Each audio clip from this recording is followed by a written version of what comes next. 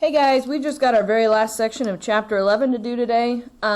It's not very long, and you had an ed puzzle kind of about this same topic yesterday, so hopefully this video is nice and short. Alright, so the key idea of this section is all about mutations. So mutations are any change in the DNA. Okay, so why would the DNA be changed? When do you think these mistakes happen? Okay, so if the DNA is just sitting there, pretty unlikely that a mistake's going to be happening, right? If it's unzipped a little bit and we're making mRNA from it, maybe there's a mistake in the mRNA, but the DNA should be fine, right? Because the backbone's made out of those strong covalent bonds. But when mistakes happen is when we make new DNA. Remember, which is called replication. So in that process of replication, when we're building the new strands of DNA, that's when we see mistakes. Okay?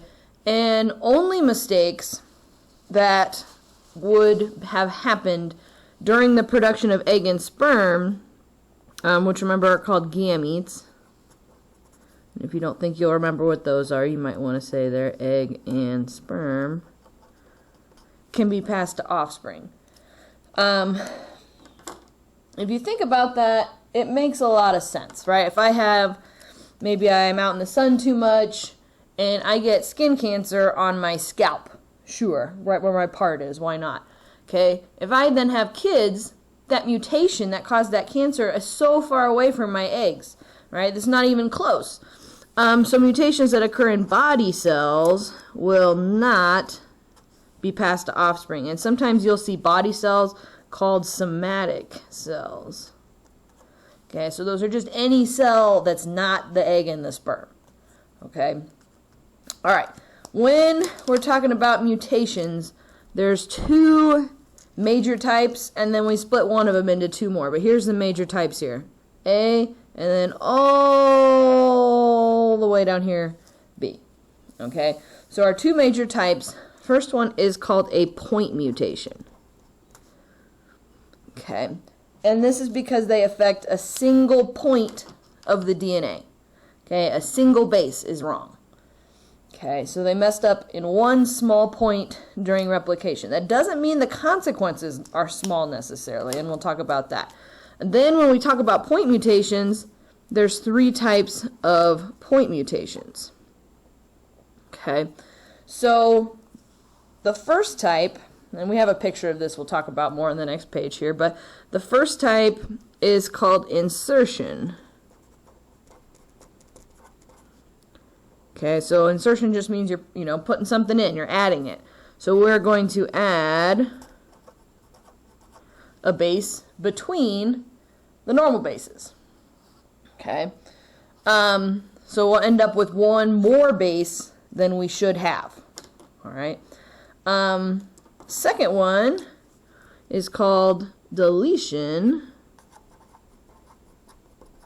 and that's kind of the opposite, right?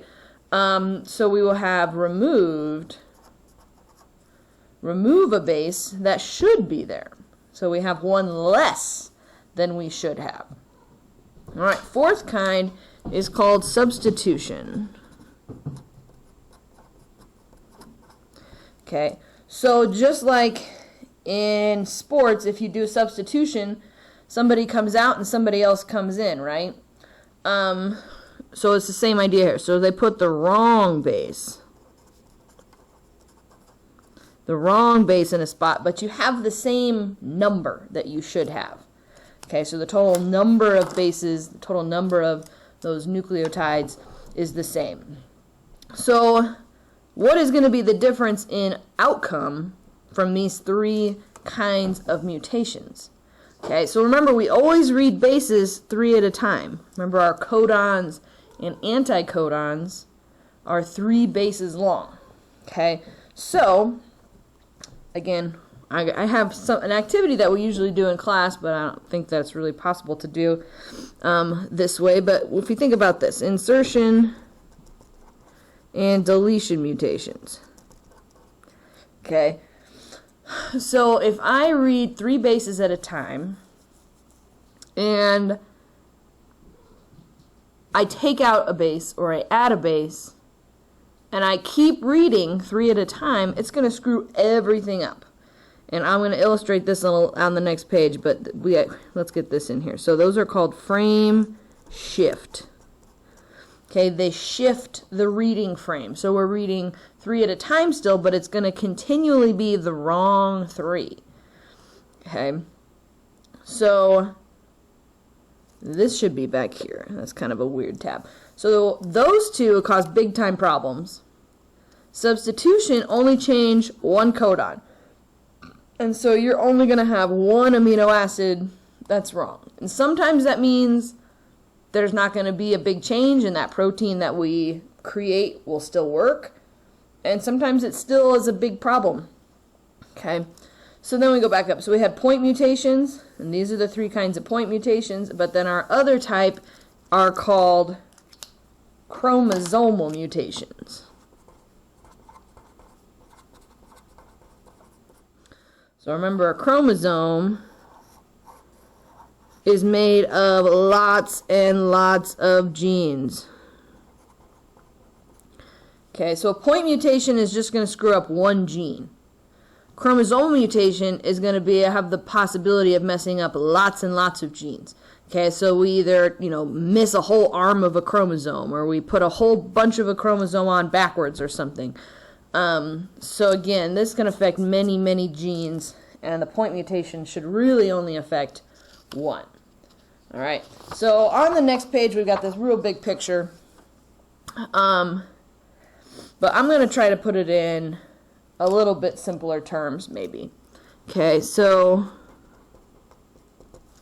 normal. This is what we usually do. We have cards at school, but the red cat ate the rat.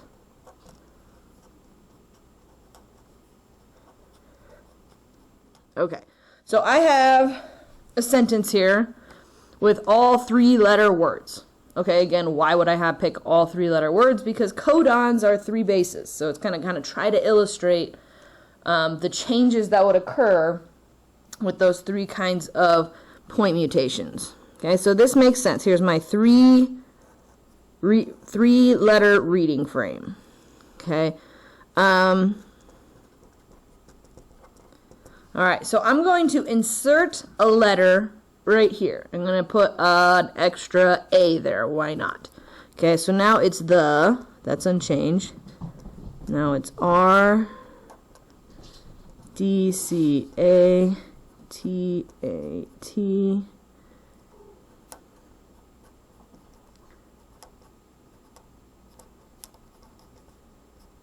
Okay. So you're like, well, that's nonsense, Miss Fees. What have you done? So here's the red, R-E-D. Here's the cat, C-A-T. But they're not together anymore. Here's our new reading frame, 3 letters at a time. So you see, if these were codons, okay, this one's right, but every single codon after the mistake is going to be incorrect. Our reading frame has been shifted. So this would be called that frame shift. Okay, deletion. Okay, so I'm going to just kind of put this, there's my added one. Okay, so now I'm going to delete, let's maybe delete that C. Okay, so again, everything's fine. The red. And then, if I have a deletion mutation and that C doesn't get in there, now I have atta, tet, her, at. Okay, so again, here's my deletion. Alright, so everything after the mistake is wrong. So all those amino acids after the mistake would be incorrect. Okay, and then we have substitution. Alright, so I'm going to substitute, instead of a D here, I'll put an R. Why not? Okay, the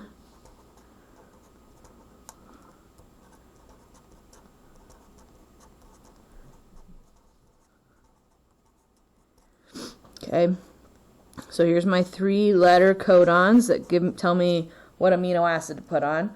and I have only one incorrect. Okay, these are all the same as they should be. So substitution is going to affect our eventual protein, but only one amino acid.